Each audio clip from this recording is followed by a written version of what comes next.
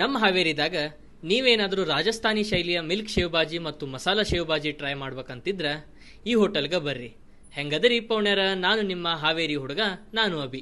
ಮಧ್ಯಾಹ್ನ ಭಾಳ ಕೆಟ್ಟ ಹೊಟ್ಟೆ ಹಸ್ತಿತ್ತು.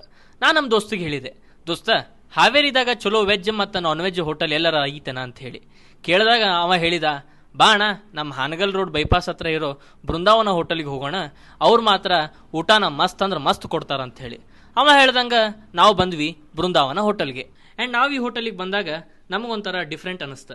ಯಾಕಪ್ಪ ಅಂತಂದ್ರೆ ನಮ್ಮ ಉತ್ತರ ಕರ್ನಾಟಕದ ಕಲೆ ಸಂಸ್ಕೃತಿನ ಇವರು ತಮ್ಮ ಹೋಟೆಲ್ ಥೀಮಾಗಿ ಇಟ್ಟಿದ್ದಾರೆ. ಆ್ಯಂಡ್ ನನಗೆ ಭಾಳ ಇಷ್ಟ ಆಯ್ತು. ಆ್ಯಂಡ್ ಇನ್ನೊಂದು ಮೇನ್ ವಿಷಯ ಏನಪ್ಪ ಅಂತಂದ್ರೆ, ನೀವು ನಿಮ್ಮ ಫ್ರೆಂಡ್ಸ್ ಮತ್ತು ಫ್ಯಾಮಿಲಿ ಜೊತೆಗೆ ಈ ಹೋಟೆಲ್ಗೆ ಬರ್ಬೋದು. ಯಾಕಪ್ಪ ಅಂತಂದ್ರೆ ಈ ಹೋಟೆಲ್ದಾಗ ಸ್ಮೋಕಿಂಗು ಮತ್ತು ಡ್ರಿಂಕಿಂಗ್ ಒಟ್ಟ ಅಲೋವಿಲ್ಲ. ಇವ್ರ ಕಡೆ ನೀವು ಯಾವುದೇ ಐಟಮ್ ತೊಗೊಂಡ್ರು ಕೂಡ ಇವ್ರು ಸ್ಟಾರ್ಟಿಂಗ್ ತಮ್ಮ ಬೃಂದಾವನ ಸ್ಪೆಷಲ್ ಶಾವ್ಗಿ ಕೀರ್ ಕೊಡ್ತಾರೆ. ಆ್ಯಂಡ್ ಇದ್ರ ಟೇಸ್ಟ್ ಮಾತ್ರ ನೆಕ್ಸ್ಟ್ ಲೆವೆಲ್ ಇರುತ್ತೆ. ಆ್ಯಂಡ್ ನಾ ಸ್ಟಾರ್ಟಿಂಗ್ ಹೇಳ್ದಂಗೆ ನಿಮ್ಗೆ ಹಾವೇರಿ ಒಳಗೆ ರಾಜಸ್ಥಾನಿ ಸ್ಪೆಷಲ್ ಮಿಲ್ಕ್ ಶೇವ್ ಬಾಜಿ ಅಥವಾ ಮಸಾಲಾ ಶೇವ್ ಬಾಜಿ ಬೇಕಂದ್ರೆ ಬೃಂದಾವನ ಹೋಟೆಲಿಗೆ ಬಂದಿದ್ವಿ. ಆ್ಯಂಡ್ ಬೃಂದಾವನ ಹೋಟೆಲಿಗೆ ಬಂದಾದ್ಮೇಲೆ ಅದನ್ನು ಟ್ರೈ ಮಾಡಲಿಲ್ಲ ಅಂದ್ರೆ ಹೆಂಗೆ ಹೇಳ್ರಿ.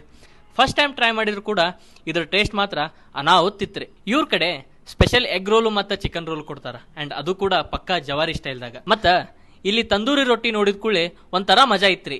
ಯಾಕೆ ಮಜಾ ಅಂತಂದ್ರೆ ನಾರ್ಮಲ್ ತಂದೂರಿ ರೊಟ್ಟಿ ಸಿಗ್ತಾವ, ಬಟ್ ನಮ್ಮ ಜಿಲ್ಲೆ ಒಳಗೆ ಈ ಸೈಜ್ ತಂದೂರಿ ರೊಟ್ಟಿ ಸಿಗೋದು ಕೇವಲ ಬೃಂದಾವನ ಹೋಟೆಲ್ದಾಗ ಮಾತ್ರ. ಇನ್ನು ನಾನ್ ವೆಜ್ ಐಟಮಿಗೆ ಬಂದ್ರೆ ನಮ್ಮ ಹಾವೇರಿಯ ನಾಟಿ ಸ್ಟೈಲ್ ಚಿಕನ್ ಎಣ್ಣಿಕಾರ ಮತ್ತು ಮಟನ್ ಎಣ್ಣಿಕಾರ ಕೊಡ್ತಾರೆ. ಆ್ಯಂಡ್ ಈ ಟೇಸ್ಟ್ ಮಾಡಿದ ಕೂಡಲೇ ನೀವು ಹೇಳೋದು ಒಂದ, ದೋಸ್ತ ಸ್ವರ್ಗಕ್ಕೆ ಮೂರಗೇಣ ಅಂತ. ಆ್ಯಂಡ್ ಲಾಸ್ಟಿಗೆ ಇವರ ಬೃಂದಾವನ ಸ್ಪೆಷಲ್ ಚಿಕನ್ ದಮ್ ಬಿರಿಯಾನಿ ಮತ್ತು ಮಟನ್ ದಮ್ ಬಿರಿಯಾನಿ ಕೊಡ್ತಾರೆ.